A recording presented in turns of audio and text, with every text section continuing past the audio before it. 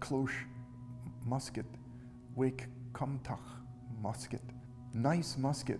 I don't understand this musket. That's to say, how to use this musket.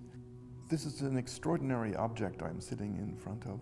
One of the journals of Lewis and Clark, whom President Jefferson, president in both senses, both of the APS and of the United States, sent on an exploratory expedition. Here you have these words that have made their way down to the Columbia River and have formed the nucleus at the time of the trade language.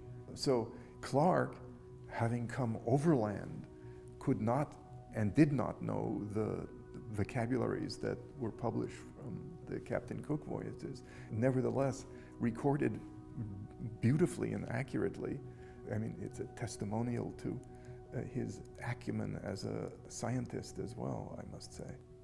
It brought together two interests of mine that started to become very serious. One, the move to work on the indigenous languages of North America, which I'd been introduced to in a course, but I started then making plans to start doing field work myself on one of the surviving languages, Chinookan in fact, which is the family of languages along the lower part of the Columbia River that in fact Lewis and Clark brilliantly document, and the interest in a field which is called sociolinguistics, or the anthropology of language, of which language contact and the dynamics of contact are a key or prime example.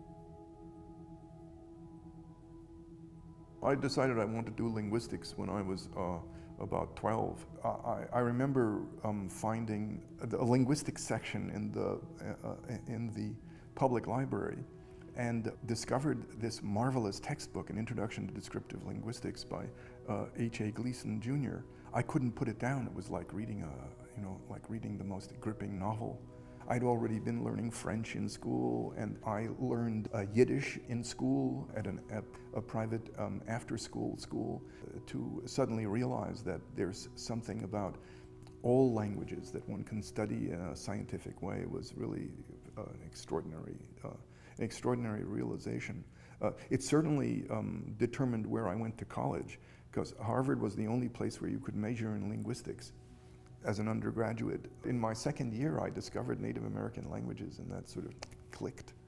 This is it, you know.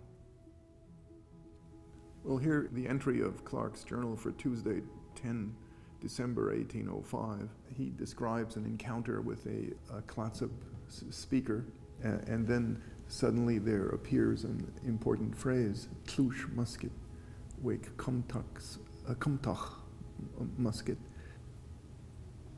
I'm amazed whenever I look at old documents of this kind to see the care with which people controlled their penmanship. So it's really quite an extraordinary document. Physically, it's a beautiful document, I must say, in so many ways.